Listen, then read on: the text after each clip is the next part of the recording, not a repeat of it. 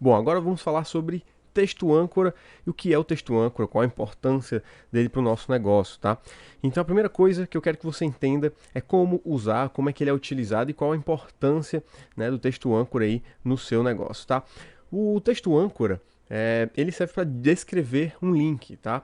Então, se você tem um link apontando para um site, por exemplo, que fala sobre carros importados, então esse link é interessante que na palavra tem a palavra, por exemplo, carros importados, e essa palavra vai linkar lá para o site que fala de carros importados. Então isso já serve para você conseguir descrever o que, é que a pessoa vai encontrar do outro lado, né? Então você pode linkar aquele site e você já coloca a descrição, é o próprio texto, né? Por isso que é o texto âncora, é um texto que faz a ancoragem, né, a ligação ali com o próximo site que você está apontando, a próxima página, enfim.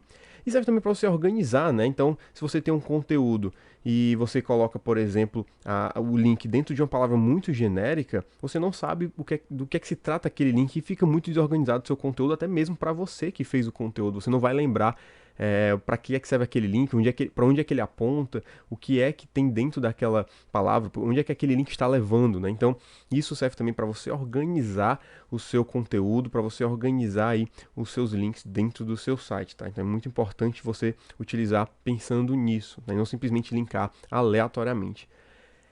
E isso tem um impacto muito grande na otimização de sites, na parte do SEO, tá? Então, não adianta você só fazer links apontando para o seu site se o texto âncora não está sendo bem trabalhado, tá? Então isso é uma função muito importante, isso é um ponto muito importante que eu quero deixar aqui bem claro, que você precisa ter um trabalho de texto âncora junto com o trabalho de link building muito bem feito, muito bem estruturado, tá? Porque senão você vai conseguir vários links apontando para o seu site, mas esses links não dizem nada, esses links não demonstram nada relacionado ao seu negócio, tá?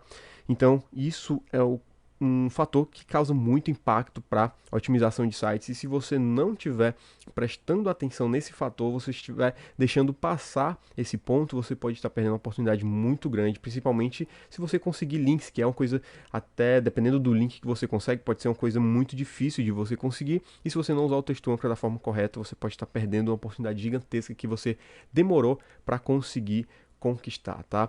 Então, muito cuidado na hora de você escrever o texto âncora, o que é que você vai precisar pensar na hora de você utilizar o texto âncora. Então, dependendo da forma que você faz a sua otimização do texto âncora, você pode ter um problema também, né? O excesso da repetição, por exemplo, da palavra-chave pode causar uma penalização. Então imagine que você tem um site ali falando sobre carros importados e esse site aponta para o seu, tá? Vamos usar o exemplo de que aquele site sobre carro importado vai apontar para o seu site. E o seu site fala sobre carros da Alemanha, por exemplo. E se você receber, por exemplo, 200, 300, 400 links daquele site apontando para o seu, todos com a palavra-chave carros da Alemanha, carros alemães, algum assunto assim, que seja a mesma palavra-chave, por exemplo, carros da Alemanha, então você vai receber 400 links com a mesma palavra-chave. E o Google vai interpretar isso, provavelmente, tá? Não é, né, 100% de chance de acontecer, mas há uma probabilidade de acontecer. O Google vai interpretar isso como spam. Tá? Então, se você receber 100 links, não tem uma quantidade mínima, uma quantidade máxima, tá? Mas vamos colocar aqui o número de 400 links, tá? Como exemplo para você entender bem.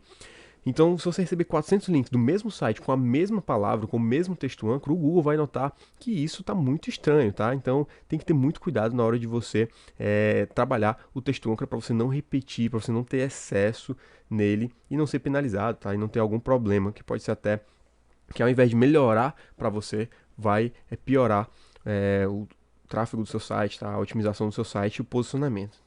E o que é que eu recomendo? Eu recomendo que você diversifique, tá? Você faça uma diversificação do texto âncora. E como é que a gente vai fazer isso, tio Vi? Olha, você pode utilizar algumas formas que são justamente essas. Você pode utilizar a marca ou o nome do seu site, tá? Por exemplo, eu vou já dar uns exemplos aqui para você entender melhor, tá? Eu não vou colocar o carro na frente dos bois, né? Então, vamos lá. Você pode utilizar a marca, a sua marca ou o nome do site dentro do texto âncora. Você pode usar a URL crua, né, que lá fora eles chamam de naked, tá? Que seria nua, mas é melhor falar crua, né? Eu falo crua que eu acho mais interessante.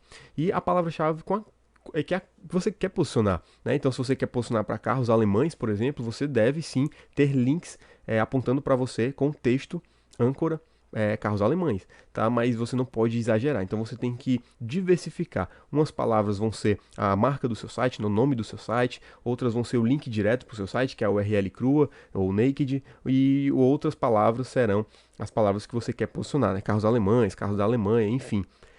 Então você tem algumas opções aqui, tá? Que são marca, né, como eu já falei, a URL crua, a palavra-chave principal, outras palavras-chave que sejam relacionadas à principal e palavras-chave genéricas. Tá? E para a gente entender um pouquinho, eu coloquei aqui alguns exemplos, então vou utilizar o exemplo do meu blog, né, vicentesampaio.com.br. Então a marca é o nome do site, né? Minha marca no meu caso é o meu próprio nome, Vicente Sampaio. A URL crua é o link, né? O link direto. No caso aqui o link da minha página inicial é vicentesampaio.com.br, mas você pode colocar aí o link para determinada página que você queira, não necessariamente a home, tá? Então pode ser aquela URL que você quer apontar.